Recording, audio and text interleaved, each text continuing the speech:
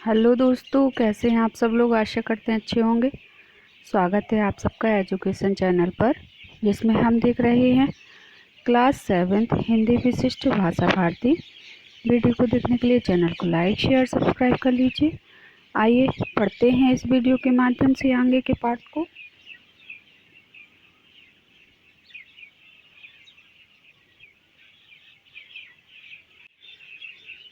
पाठ 10 सुभाष चंद्र बोस का पत्र। आइए पढ़ते हैं इस पत्र को और जानते हैं कि सुभाष चंद्र बोस जी इस पत्र के माध्यम से क्या कह रहे हैं।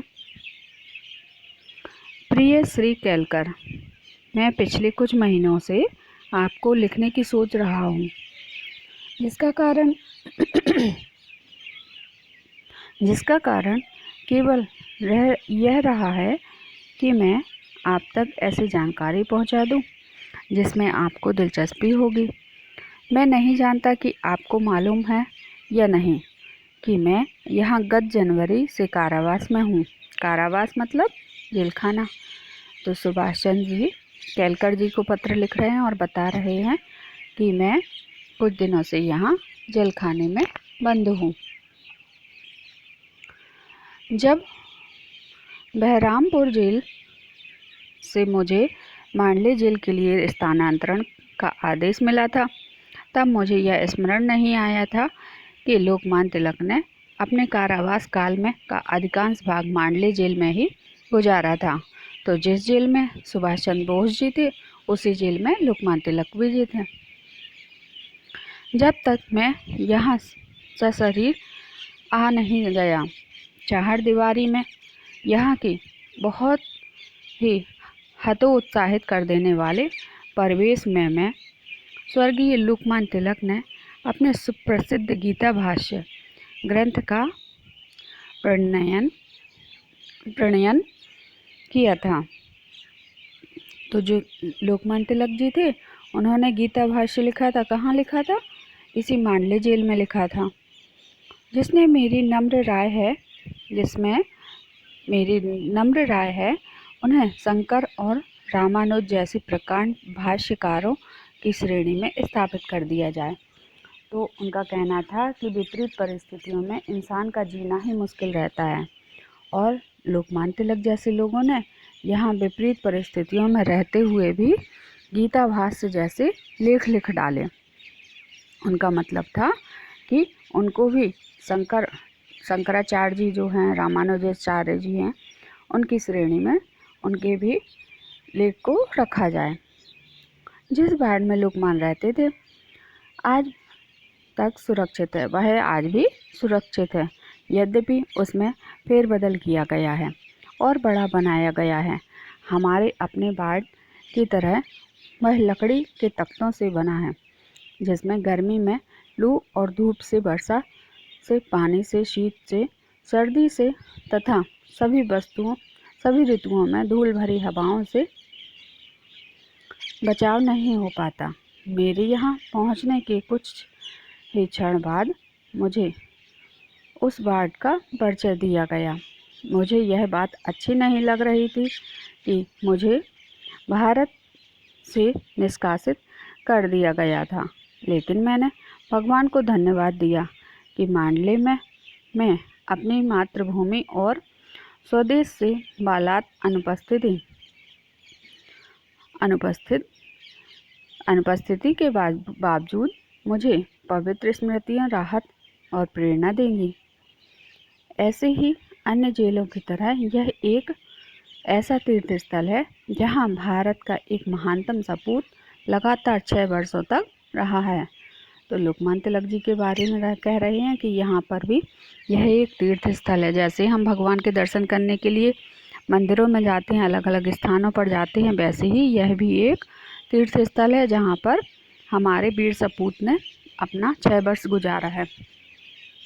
हम जानते हैं कि लोकमान्य ने कारावास में 6 वर्ष बिताए, लेकिन मुझे विश्वास है कि बहुत कम लोग को यह पता होगा कि उस अवधि में उन्हें किस हद तक शारीरिक और मानसिक यंत्रणाओं से गुजरना पड़ा होगा। वे यहाँ एकदम अकेले रहे उन्हें कोई बौद्धिक स्तर का साथी नहीं मिला। मुझे विश्वास है कि उन्हें किसी अन्य बंदी से मिलने जुलने नहीं दिया जाता था। उसकी सांत्वना देने वाली एकमात्र वस्तु किताबें थीं। वे एक कमरे में एकदम एकांकी रहते थे। यहाँ रहते हुए उन्हें 2 या 3 भेंटों से अधिक का मौका नहीं दिया गया। ये भेंटें भी पुलिस और जेल अधिकारियों की उपस्थिति में हुई होंगी, जिससे कि वे कभी खुलकर हार्दिकता से बात नहीं कर पाए होंगे। तो देखिए कितनी विपरीत परिस्थितियों में हमारे लोकमान्य तिलक जी ने वहाँ 6 साल गुजारे। उन तक कोई भी अखबार नहीं पहुँचने दिया जाता। उनकी जैसी प्रतिष्ठा और स्थिति वाले नेता को बाहरी दुनिया के घटना चक्रों से एकदम अलग कर देना एक तरह की यंत्रणा थी। तो बाहरी दुनिया से भी नहीं जोड़ा। जेल में बंद मतलब बंद, जैसे कोई एक कमरे में बंद कर दिया जाए तो उसे क्या पता बाहर क्या चल रहा है। ऐसे ही उनसे कोई भी सूचना का आदान प्रदान कैसे भी नहीं होता था, कोई मिलने भी नहीं जा सकता था। इस यंत्रणा को जिसने भुगता है वही जान सकता है। इसके अलावा उनके कारावास की अधिकांश अवधि में देश का राजनीतिक जीवन मंद गति से खिसक रहा था।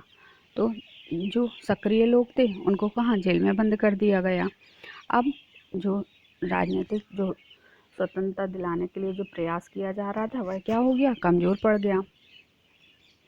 इस विचार ने उन्हें कोई संतोष नहीं दिया होगा कि जिस उद्देश्य को उन्होंने अपनाया था उनकी अनुपस्थिति में आगे बढ़ रहा है। उनकी शारीरिक यंत्रणा के बारे में जितना ही कम कहा जाए बेहतर होगा। वे दंड संहिता के अंतर्गत बंदी थे और इस प्रकार आज के राजबंदियों की अपेक्षा कुछ मायनों में उनकी दिनचर्या कहीं अधिक कठोर रही है।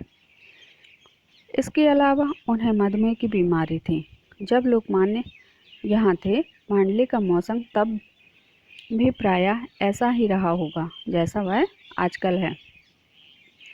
अगर आज नौजवानों को शिकायत है कि वहाँ का जलवायु शिथिल कर देने वाला या मंदाग्नि तथा गठिया को जन्म देने वाला है और धीरे धीरे पर अटूट रूप से वह व्यक्ति की जीवन की शक्ति को खो लेता है, तो लोकमान्य जो वयोवृद्ध थे कितना कष्ट झेला होगा। तो लोकमान्य तिलक जी के बारे में कह रहे हैं सुभाष चंद्र बोस जी कि जो एक वृद्ध थे, बूढ़े थे, उन्होंने भी इस विपरीत परिस्थिति में कैसे अपना जीवन काटा होगा। लेकिन इस कारागार की चारदीवारियों में उन्होंने क्या यातनाएं सही, इसके विषय में लोगों को बहुत कम जानकारी है। कितने लोगों को पता होता है कि उनकी छोटी छोटी बातों का जो किसी बंदी के जीवन में सुइयों की सी चुभन बन जाती हैं और जीवन को दूभर बना देती हैं। वे गीता की भावना में मग्न रहते थे और शायद इसलिए दुख और यंत्रणाओं के ऊपर रहते थे। यही कारण है कि उन्होंने उनके बारे में किसी से भी एक शब्द भी नहीं कहा। समय समय पर मैं इस सोच में डूबता रहा हूँ कि कैसे लोकमान्य को अपने बहुमूल्य जीवन के 6 लंबे वर्ष इन परिस्थितियों में बिताने के लिए विवश होना पड़ा था। और हर बार मैंने अपने आप से पूछा कि अगर नौजवानों को इतना कष्ट महसूस होता है तो महान लोकमान्य को अपने समय में कितनी पीड़ा सहनी पड़ी होगी, जिसके विषय में उनके देशवासियों को कुछ भी पता नहीं रहा होगा। यह विश्व भगवान की कृति है, लेकिन जेलें मानव के कृतित्व की निशानी है। उनकी अपनी एक अलग दुनिया है और सभ्य समाज ने जिन विचारों और संस्कारों को प्रतिबद्ध होकर स्वीकार किया है वो जेलों में लागू नहीं होते। अपने आत्मा के हास के बिना बंदी जीवन के प्रति अपने आप को अनुकूल बना पाना आसान काम नहीं है। इसके लिए हमें पिछली आदतें छोड़नी होती हैं, फिर भी स्वस्थ और स्फूर्ति बनाए रखनी पड़ती है। सभी तरह के नियमों के आगे नत होना होता है, फिर आंतरिक प्रफुल्लता अक्षुण्ण रखनी होती है, दास वृत्ति ठुकरानी होती है। और फिर भी मानसिक संतुलन अडिग बनाए रखना होता है। केवल लोकमान्य जैसा दार्शनिक ही, जिसे अदम्य इच्छा शक्ति का वरदान मिला था, उस बंदी जीवन की शक्ति हननकारी प्रभाव से वही ही बच सकता है। उस यंत्रणा और दासता के बीच मानसिक संतुलन बना रख सकता है और गीता भाष्य जैसे विशाल एवं युग निर्माणकारी ग्रंथ का प्रणयन कर सकता है। तो देखिए लोकमान्य तिलक की मानसिक संतुलन के लिए कैसे बताया है सुभाष चंद्र बोस जी ने कि इतनी विपरीत परिस्थितियों में केवल एक दृढ़ इच्छा व शक्ति वाला व्यक्ति ही रह सकता है और अपने आप को संतुलित बनाकर रह सकता है कि जहाँ पर कुछ भी उसके मन के अनुसार नहीं होने के बावजूद भी वह अपने आप को कितना ज़्यादा बना के रखता है कि हम संतुलन बना के रखता है दिमाग का, कि ना तो उसको कोई बीमारी घेरे, ना उसकी शारीरिक क्षति हो और वह अपने देश के लिए कुछ कर दिखाए। अगर किसी को प्रत्यक्ष अनुभव पाना है कि इतने ज़्यादा प्रतिकूल, शक्तिहारी और दुर्बल बना लेने वाले वातावरण में लोकमान्य की गीता भाष्य जैसे प्रकांड पांडित्यपूर्ण एवं महान ग्रंथ की रचना करने के लिए कितनी प्रबल इच्छा शक्ति, साधना की गहराई एवं सहनशीलता अपेक्षित है, तो जेल में आकर रहना चाहिए। जहाँ तक मेरी अपनी बात है, मैं जितना ही इस विषय में चिंतन करता हूँ उतना ही ज़्यादा मैं उनके प्रति आदर और श्रद्धा में डूब जाता हूँ। आशा करता हूँ कि मेरे देशवासियों लोकमान्य की महत्ता को आंकते हुए इन सभी तथ्यों को भी दृष्टिपथ में रखेंगे। जो महापुरुष मधुमेह से पीड़ित होने के बावजूद इतने सुदीर्घ कारावास को झेलता गया और फिर जिसने अपनी समस्त बौद्धिक क्षमता एवं संघर्ष शक्ति को अक्षुण्ण बनाए रखा और जिसने उन अंधकारमय दिनों में अपनी मातृभूमि के लिए ऐसी अमूल्य भेंट तैयार की, उसे विश्व के महापुरुषों की श्रेणी में प्रथम पंक्ति में स्थान मिलना चाहिए। तो यहाँ सुभाष चंद्र बोस जी कहते हैं कि यदि आप लोकमान्य तिलक को और उनकी इस विपरीत परिस्थिति को समझना, जानना चाहते हैं तो आपको भी ऐसे ही यहाँ आकर देखना चाहिए कि कितना ज़्यादा सहन करके उन्होंने अपने आप को संभाल कर रखा और अपने में संतुलन बनाए रखा।